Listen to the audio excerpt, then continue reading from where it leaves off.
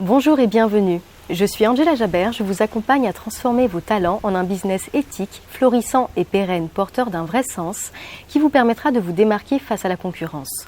Avant tout, si ce n'est déjà fait, je vous invite à vous abonner à ma chaîne pour ne manquer aucune de mes prochaines vidéos. Aujourd'hui, j'aimerais vous parler de l'auto-sabotage. Par peur de l'échec et de la déception, nombreux sont les réflexes d'auto-sabotage que nous adoptons et qui nous empêchent de créer la vie que nous voulons vraiment. J'ai toujours eu le sentiment que l'un de nos plus grands défis était le dépassement de la dualité, c'est-à-dire faire en sorte que ce que nous pensons, émanons, faisons, soit vraiment conforme à ce que nous sommes au plus profond de nous. J'ai souvent rencontré ce type de dualité dans les consultations que j'ai pu donner à diverses personnes.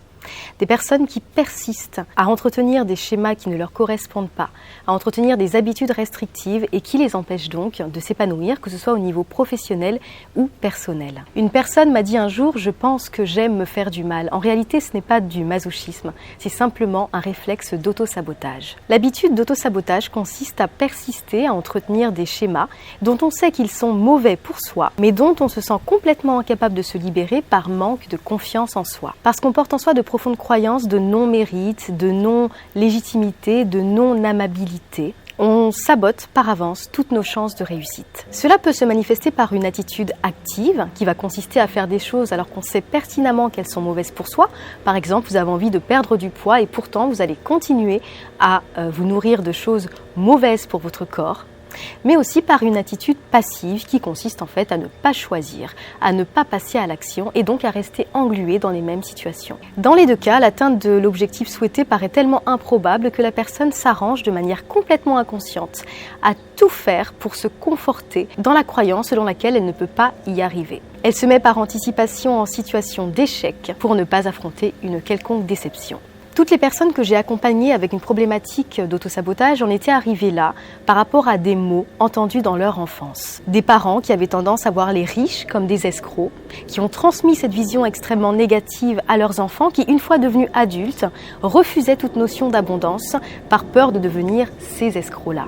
Ils développaient des réflexes d'autosabotage qui les empêchaient de s'épanouir pleinement professionnellement, ou alors même de prendre simplement conscience de leurs propres valeurs et donc vivaient dans une forme de frustration, de combat intérieur entre la situation qu'ils auraient voulu manifester et ce qu'ils ressentaient réellement. Il y a aussi les parents qui passent leur temps à définir leurs enfants, à poser une étiquette sur eux, une étiquette tellement ancrée qu'elle va suivre la personne une fois adulte.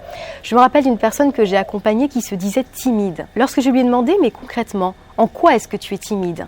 Elle a été incapable de répondre à cette question. Eh bien, je suis timide, peut-être parce que j'ai besoin de temps pour faire confiance aux gens. Je ne sais pas, on m'a toujours dit que j'étais timide. Elle s'était donc forgée une opinion d'elle-même, non pas selon des faits concrets, mais parce que ses parents lui avaient mis dans la tête qu'elle était timide et que c'est comme ça qu'elle devait se présenter dans la société. Il y a aussi ces adultes qui, à force d'avoir entendu toute leur enfance qu'ils avaient mauvais caractère, avaient effectivement adopté des mécanismes de défense face aux autres, de recherche de conflits, qui les empêchaient d'avoir des relations sereines. Si vous avez tendance à l'autosabotage, je vous invite à vous poser cette question. Qu'est-ce que je m'interdis de faire, de devenir, d'être par mes comportements conscients ou inconscients ? Réfléchissez à ce que vous voulez vraiment et dans quelle mesure vos agissements vous empêchent d'atteindre vos objectifs. Est-ce que vous rêvez de créer une vie familiale harmonieuse mais persistez à vous attacher à des partenaires qui ne vous méritent pas ? Est-ce que vous vous voyez en tant que chef d'entreprise mais pourtant vous êtes là, ne parvenez pas à avancer ni à créer quoi que ce soit ? Est-ce que vous avez envie de prospérer financièrement mais dépensez pourtant votre argent n'importe comment ? Il est vraiment fondamental que vous puissiez être au clair avec vos objectifs et l'état actuel de la situation.